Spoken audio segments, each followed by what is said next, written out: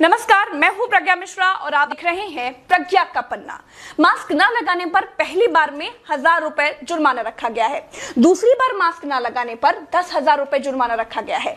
पूरा दिन सड़कों पर वसूली चल रही है। ठीक है, आपने अपनी तरफ से वसूली कार्यक्रम शुरू कर दिया है, लेकिन अस्पताल में बेड न मिलने पर सरकार पर कितना जुर्माना होना चाहिए? वेंटिलेटर न मिलने पर सरकार पर कितना जुर्माना होना चाहिए? कोरोना टेस्ट न होने पर सरकार पर कितना जुर्माना होना चाहिए? शमशान में मुर्दा जलाने के लिए लकड़ियां न होने पर सरकार पर कितना जुर्माना होना चाहिए? शमशानों में दिन दिन भर मुर्दा जलाने की वेटिंग के लिए सरकार पर कितना जुर्माना होना चाहिए? जितने मंत्री और ये मुख्यमंत्रियों ने बंगाल से कोरोना लाकर फैलाया है, उन पर कितना जुर्माना होना चाहिए? बंगाल में बिना मास्क महीने भर से घूम रहे नेताओं पर पर डे के हिसाब से कितना जुर्माना होना चाहिए? क्या सरकारों की कोई जवाबदेही बची है देश में? क्या सरकारों से सवाल पूछने वाला बचा है कोई देश में? क्या कोई पूछ सकता है कि 1 साल से देश कोरोना महामारी झेल रहा है, आपने पूरे देश में कितने नए हॉस्पिटल बनाए हैं? अगर नहीं बनाए तो क्यों नहीं बनाए हैं? क्या कोरोना आपदा में घिरे देश को 1000 करोड़ के नए संसद भवन की जरूरत थी? क्या देश को 300 करोड़ के नए बीजेपी दफ्तर की जरूरत थी? क्या देश को तत्काल 1100 करोड़ के राम मंदिर की आवश्यकता थी?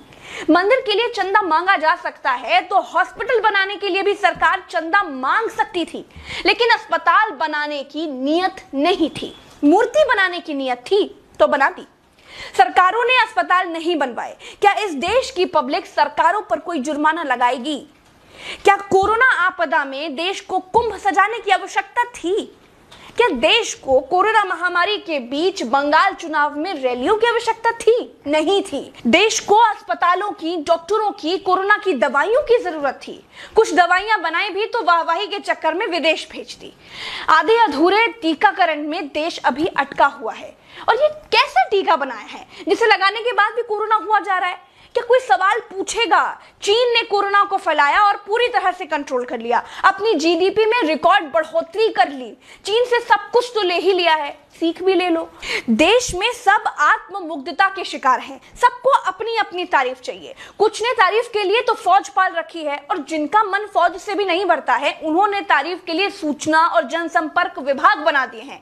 गाते रहिएगा ना, जनता का बैंड तो ऑटोमेटिक बज ही रहा है।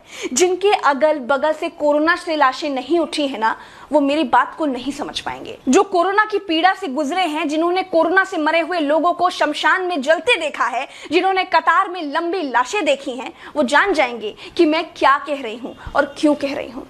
चलते हैं। राम राम, जय हिंद, दुआ।